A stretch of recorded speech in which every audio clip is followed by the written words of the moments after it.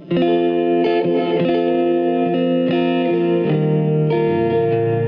is up, everybody? Welcome back to 5 Minute Movie Reviews, the show where we review all your favorite movies in 5 minutes or less, or longer, or however long. But no matter what, we're going to have a good time. And I will tell you that I did not have a good time for most of my experience while watching The New Mutants. Yep, I watched The New Mutants, a film that I doubted was ever going to come out. I feel like most people didn't think it was going to come out. It's been pushed back since 2017, which is absolutely insane. So, I will say, one of the positives, and it's not a positive of this film, but I do enjoy that it at least came out in theaters. You know, the actors in the movie, the production team, they made a crappy product, which I'll talk about, but I do like that their efforts were, rewarded. It wasn't just thrown out. It was released in theaters. Now, it was dropped during a global pandemic, so it's not going to make much money, but I can at least respect the fact that it came out in theaters. What I can't respect is basically everything about this movie. Yeah, I'm not kidding. This movie is the worst film I've seen this entire year. That's not just in a theater, because I've only seen a couple movies in a theater.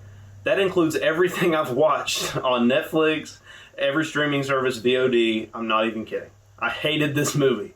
And a big part of the reason for that is, for one, comes off as very generic. This movie ranges from parts being either incredibly funny because it's so bad it's good, to very boring and generic. And I say boring because a lot of this movie is just kind of wandering around this institution, hospital, prison type thing that the characters are stuck in this entire movie. And kind of walking around the halls and they'll see something scary. Well, the filmmakers want it to be scary. It's not scary. But they'll see something scary, or they'll see something weird, or the characters might have a cute moment. That's really all this movie is. The actual action of this movie and the plot of this movie doesn't kick in until near the end. There's not really much of a conflict before that, except for, this place is weird. Huh. We gotta get used to all these people in here with us, because this place is strange. I'm not used to this. I mean, this movie meanders for so long. It is so boring at parts. And the horror elements, because this movie is marketed as, if you look on Wikipedia, it is called a horror film in the superhero genre, is the official genre description on Wikipedia. That is hilarious to me, because the horror in this movie is relegated to about one or two characters, namely the Smiling Man, which, if you get on IMDb and look up any pictures from the New Mutants, you can find a couple images of it. And it is laughably bad. The CG is horrible. And it kills me because they have Javier Botet playing this character. If you don't know who that is, the name isn't that popular, but he basically plays any monster in any horror movie out nowadays. If you look at his credits, he's in the Conjuring movies, the Insidious movies, all kinds of movies. Very iconic actor in his field, stunt performer and creature performer. Very good at his job. And he's credited as playing the Smiling Man, and I mean, it's all CG. There's hardly a point when you see the Smiling Man that it's not CG.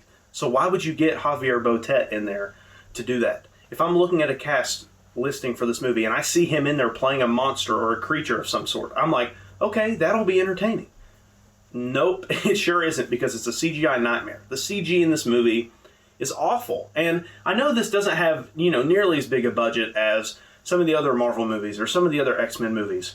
But I've seen movies with much smaller budget have much more impressive visual effects than this. You could have done a lot of practical effects, and which I am a big proponent of practical effects, by the way. A little bit of a tangent. I love practical effects in film. I think it's awesome.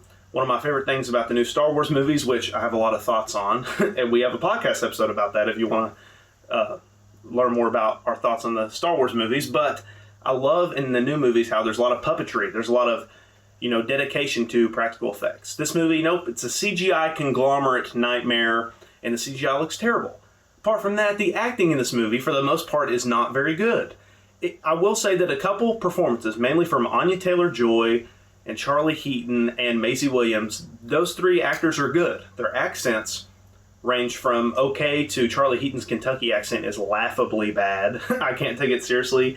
He goes from sounding like a British person, which he is British, goes from sounding British to in the arms of the angel. Okay. Well, I was going to keep talking. I had a couple more points, but screw it. This movie is so bad, it is literally causing technical difficulties. So, to wrap up my thoughts on the movie, this movie's awful. Okay, it's the worst movie I've seen this year. The acting is bad for the most part. The effects are god-awful. The horror elements, which is such a big part of this movie's marketing and the way people are perceiving this movie, is atrocious. No way on earth do I consider this a horror movie. This movie is so bad. I mean, the only thing good about it is that it was released. That is literally the only thing good about it. I will be giving this movie a 0.5 out of 10.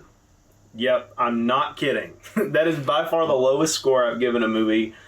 Really, don't risk COVID to go see this movie. It's not worth it. It's not worth your health. Thank you all, of course, very much for watching. Be on the lookout for more reviews and new podcast episodes very soon. Thank you all so much. Bye.